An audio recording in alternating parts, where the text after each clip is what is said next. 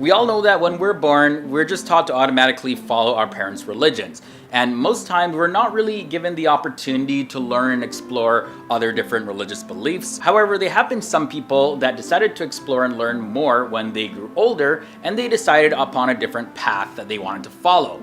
So in this episode, we'll be talking about 10 people who decided to convert from Islam to Christianity specifically, despite all the different obstacles and restrictions that they knew they were going to face and have had to face. Welcome back, guys. My name is Leroy Kenton. Thanks for joining me here on another episode. So let's just jump into this one. It's going to be a pretty fascinating one. Some of these people are from way further back in history, while others are a little bit closer to more modern history. So let's start right here. At number 10, we have Bahe el-Din Ahmed Hussein el-Akkad. Bahe is an Egyptian former Muslim imam. Now, for more than 20 years, he was a member of a fundamentalist Islamic group called Dawa el-Tabligh. And now this group aimed to convert non-Muslims without violence. He also led a mosque community in Al-Haram in Giza area that's pretty close to Cairo. Now, back in the year 1994, he published Islam, the Religion, which was a book of over 500 pages, and it reviewed the beliefs of Islam. He later began to question certain Islamic beliefs, after which he converted to Christianity in January of 2005. This was after doing extensive studies of Christianity. On April 6, 2005, he was arrested by the State Security Intelligence on suspicion of blasphemy against Islam. He was also accused of insulting a heavenly religion, a misdemeanor that's under Article 98F of the Egyptian Penal Code. He was finally released from prison on April 28, 2007. Musab Hassan Yusuf is at number 9. Now, Musab Hassan Yusuf was born on May 5th, 1978, and he was a Palestinian who worked undercover for Israel's Internal Security Service, Shin Bet, from the years 1997 all the way up until the year 2007. Now, the Shin Bet considered him its most valuable resource with the Hamas leadership. Now, the information that Yusuf supplied prevented dozens of attacks on Israelis. They exposed numerous Hamas cells, as well as assisted Israel in hunting down many militants, including the incarceration of his own father, who was a Hamas leader named Sheikh Hassan Yusuf. In March of 2010, he published his autobiography titled Son of Hamas.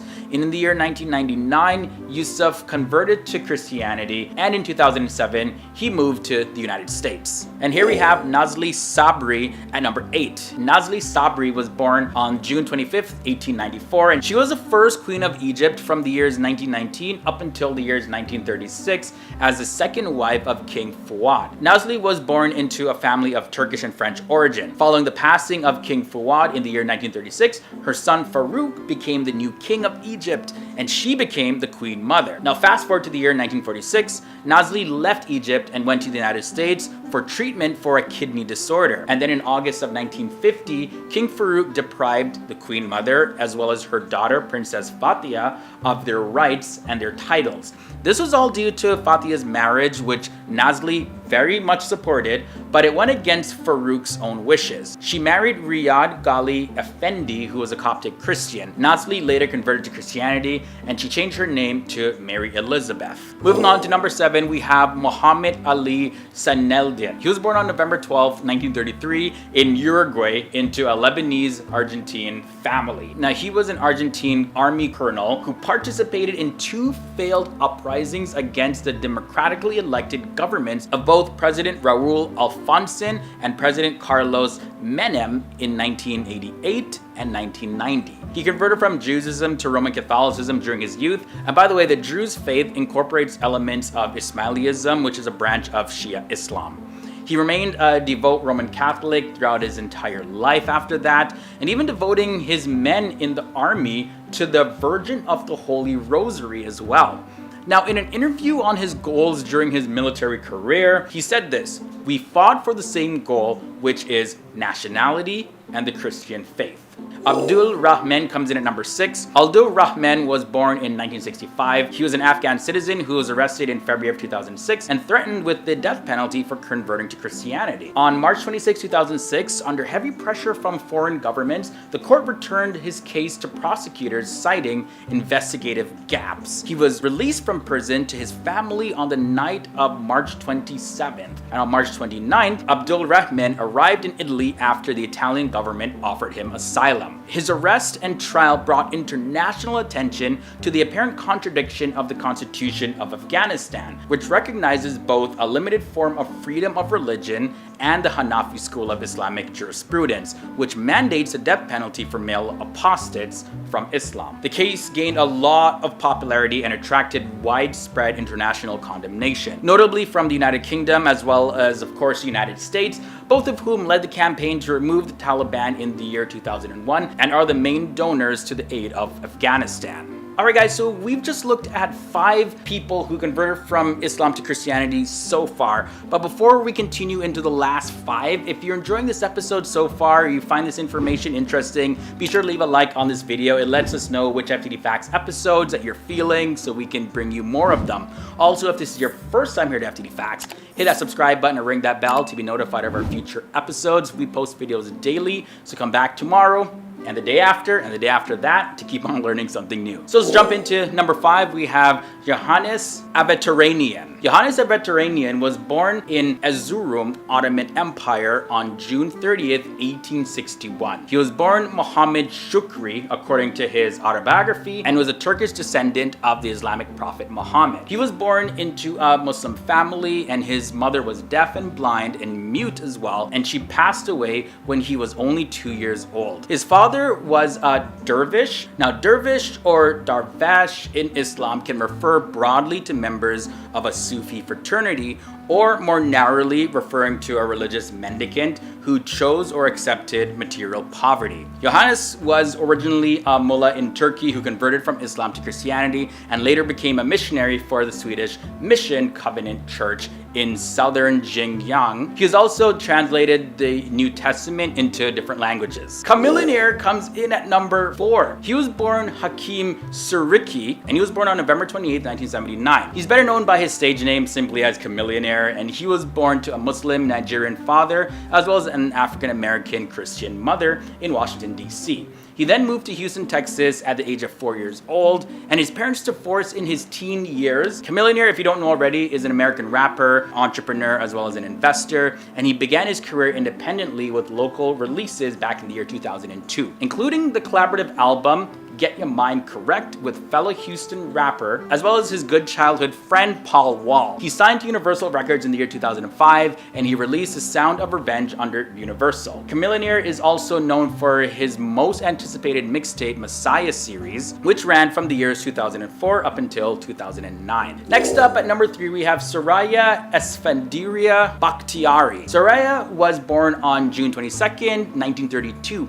and now she was a queen consort, or the Shah Banu of Iran, as the second wife of Shah Mohammad Reza Pahlavi, who was married in 1951. Now, their marriage was under a lot of different pressures, especially when it became clear that she was infertile. She rejected the Shah's suggestion that he might take a second wife in order to produce an heir, as he rejected her suggestion that he might abdicate in favor of his half-brother. Now, being half German Christian, she was mistrusted by the Shah clerics, and she was also resented by the Shah's mother. Soraya later wrote about herself and Iran, and this is what she said in her own words: "I was a dunce. I knew next to nothing of the geography, the legends of my country, nothing of its history, nothing of the Muslim religion." Soraya's upbringing had been entirely German and Catholic, which left her with a mixed identity and made her the object of much distrust in Iran, with Muslim clerics saying that the Shah should not marry this half-European girl who was not raised a Muslim. After a brief career as an actress and and a liaison with the Italian film director Franco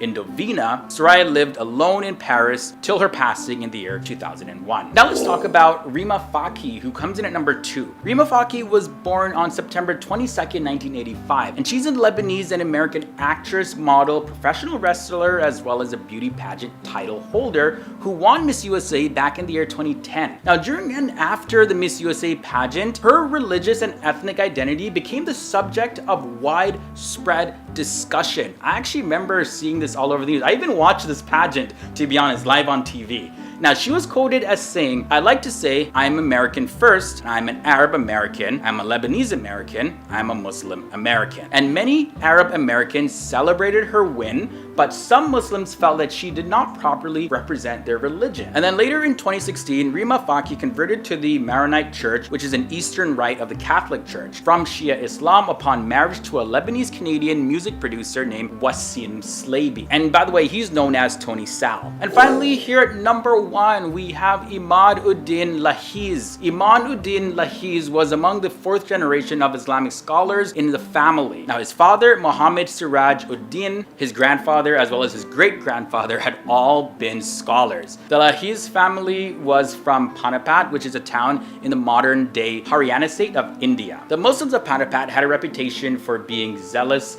in the faith of Islam and were well-versed in Islamic jurisprudence. Imad-ud-Din Lahiz was a writer, and he translated the Quran into Urdu and also composed several Bible commentaries. He had converted to Christianity on April 29, 1866, together with his father and brother, and the main cause behind his conversion was to ensure his attainment of salvation. His conversion was followed by his wife, his 5 sons, as well as his 4 daughters. Based on his own account, this is what Imad had to say. Many people, among them my elders, friends, acquaintances, and others, have expressed various ideas of their own about me. Others say that I became a Christian for worldly gain. Some Orthodox Muslims cannot believe that I have really become a Christian. So that's it for this episode, guys. Thanks for watching this episode on 10 people who converted from Islam to Christianity. Be sure to leave your thoughts and comments down below about anything that I shared in this episode. And let me know also, have you converted from a religion or ever thought about converting?